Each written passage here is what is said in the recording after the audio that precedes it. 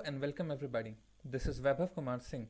Today we are going to discuss process scheduling in Windows XP. Before moving any further, let's discuss some basics.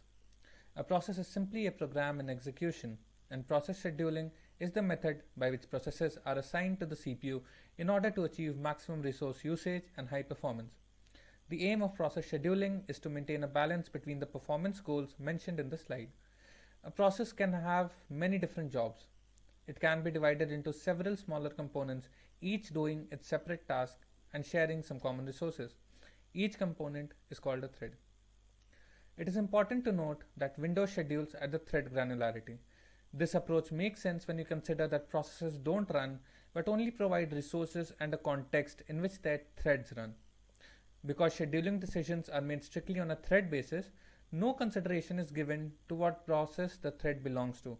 For example, if a process A has 10 runnable threads and a process B has 2 runnable threads, and all 12 threads are at the same priority, then each thread would theoretically receive 1/12 of the CPU time instead of 50% of CPU to A and 50% to B.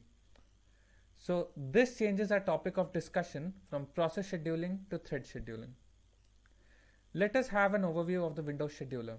Windows implements a priority-driven preemptive scheduling system, which means that the highest priority runnable thread always runs, with the caveat that the thread chosen to run might be limited by the processors on which the thread is allowed to run, a phenomena called processor affinity. By default, threads can run on any available processor. When a thread is selected to run, it runs for an amount of time called a quantum. A quantum is the length of time a thread is allowed to run before another thread at the same priority level or higher is given a turn to run. Quantum values can vary from system to system and process to process. A thread might not get to complete its quantum, however, because Windows implements a preemptive scheduler. If another thread with a higher priority becomes ready to run, the current running thread might be preempted before finishing its time slice. In fact, a thread can be selected to run next and be preempted even before beginning its quantum. The Windows scheduling code is implemented in the kernel. There is no single scheduler module or routine. However, the code is spread throughout the kernel in which scheduling related events occur. The routines that perform these duties are collectively called the kernel's dispatcher. The following 4 events might require thread dispatching. First is when a thread becomes ready to execute. Second is when a thread leaves the running state because its time quantum ends, it terminates, it yields execution, or it enters a wait state. Third is when a thread's priority changes, either because of a system service call or because Windows itself changes the priority value. And the fourth is when a thread's processor affinity changes so that it will no longer run on the processor on which it was running. At each of these junctions, Windows must determine which thread should run next.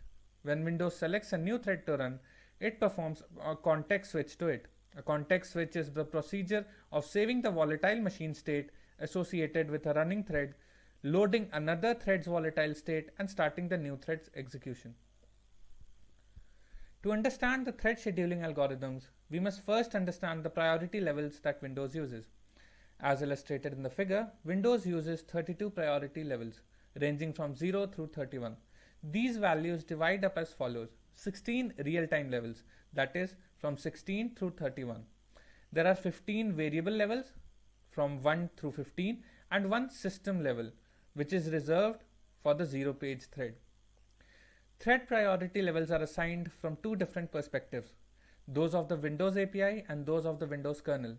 The Windows API first organizes processes by the priority class to which they are assigned at creation, such as real-time, high, above normal, normal, below normal, and idle, and then by the relative priority of the individual threads within those processes, that is time critical, highest, above normal, normal, below normal, lowest, and idle. Whereas a process has only a single base priority value, each thread has 2 priority values, namely current and base.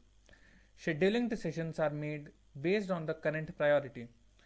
The system, under certain circumstances, increases the priority of threads in the dynamic range 1 through 15 for brief periods.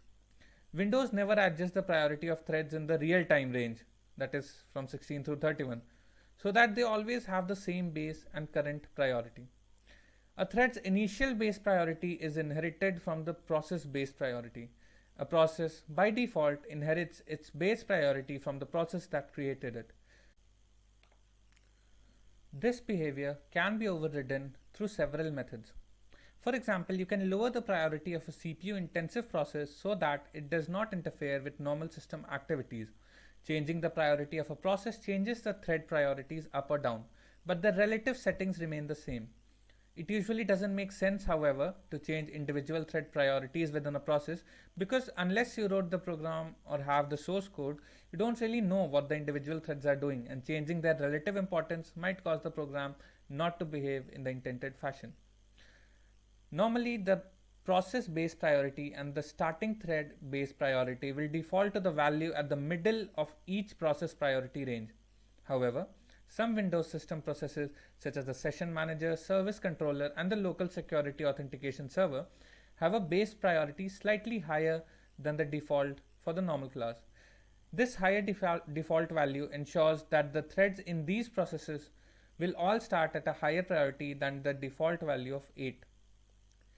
Although Windows has a set of priorities called real-time, they are not real-time in the common definition of the term. This is because Windows doesn't provide true real-time operating system facilities, such as guaranteed interrupt latency or a way for threads to obtain a guaranteed execution time. Now let's have a look at interrupt levels versus priority levels. Threads normally run at IRQL 0 or 1. User mode threads always run at IRQL 0. Because of this, no user mode thread, regardless of its priority, blocks hardware interrupts. Although high priority real-time threads can block the execution of important system threads. Only kernel mode APCs execute at IRQL1 because they interrupt the execution of a thread. Before we can comprehend the thread scheduling algorithms, we need to understand the various execution states that a thread can be in. Figure illustrates the state transitions for threads on Windows 2000 and Windows XP. We will skip the details as the states of Windows XP are the very basic ones which can be found in almost every operating system's reference book. To make thread scheduling decisions, the kernel maintains a set of data structures known collectively as the dispatcher database. The dispatcher database keeps track of which threads are waiting to execute and which processors are executing which threads. The dispatcher ready queues, namely KI dispatcher ready list head, contain the threads that are in the ready state, waiting to be scheduled for execution. There is one queue for each of the 32 priority levels. To speed up the selection of which thread to run or preempt, Windows maintains a 32-bit mask named KI ready summary. Each bit set indicates one or more threads in the ready queue for that priority level. Bit 0 represents priority 0 and so on. Moving ahead to quantum. A quantum is the amount of time a thread gets to run before Windows checks to see whether another thread at the same priority is waiting to run. If a thread completes its quantum and there are no threads at its priority, Windows permits the thread to run for another quantum. On Windows 2000 Professional and Windows XP, threads run by default for 2 clock intervals. The length of the clock interval varies according to the hardware platform. For example, the clock interval for most x86 uniprocessors is about 10 milliseconds, and for most x86 multiprocessor, it's about 15 milliseconds. Let's have a look at the various scheduling scenarios in Windows XP. First is voluntary switch. A thread might voluntarily relinquish use of the processor by entering a wait state on some object. The second is preemption. In this scheduling scenario, a lower priority thread is preempted when a high priority thread becomes ready to run. This can happen when a higher priority thread's wait completes or a thread priority is increased or decreased. When a thread is preempted, it is put at the head of the ready queue for the priority it was running at. Third is quantum end. When the running thread exhausts a CPU quantum, Windows must determine whether the thread's priority should be decremented and then whether another thread should be scheduled on the processor. If the thread priority is reduced, Windows looks for a more appropriate thread to schedule. If the thread priority isn't reduced and there are other threads in the ready queue at the same priority level, Windows selects the next thread in the ready queue at the same priority level and moves the previously running thread to the tail of that queue. Fourth is termination. When a thread finishes running, it moves from the running state to the terminated state. If there are no handles open on the thread object, the thread is removed from the process thread list and the associated data structures are deallocated and released. Context switching. A thread's context and the procedure for context switching vary depending on the processor's architecture. A typical context switch requires saving and reloading the instructor pointer, user and kernel stack pointers, and a pointer to the address space in which the thread runs, that is, the process's page table directory.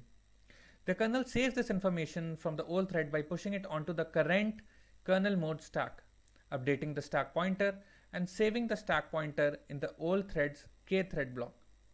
The kernel stack pointer is then set to the new thread's kernel stack, and the new thread's context is loaded. If the new thread is in a different process, it loads the address of its page table directory into a special processor register so that its address space is available. When no runnable threads exist on a CPU, Windows dispatches the per CPU idle thread. Each CPU is allotted one idle thread because on a multiprocessor system, one CPU can be executing a thread while other CPUs might have no threads to execute. Priority boost. In 5 cases, Windows can boost the current priority value of threads. The cases are mentioned in the slide. The intent of these adjustments is to improve overall system throughput and responsiveness, as well as resolve potentially unfair scheduling scenarios. This is a diagram showing priority boosting and decay. We'll end on a note on multiprocessor systems. On a uniprocessor system, scheduling is relatively simple. The highest priority thread that wants to run is always running.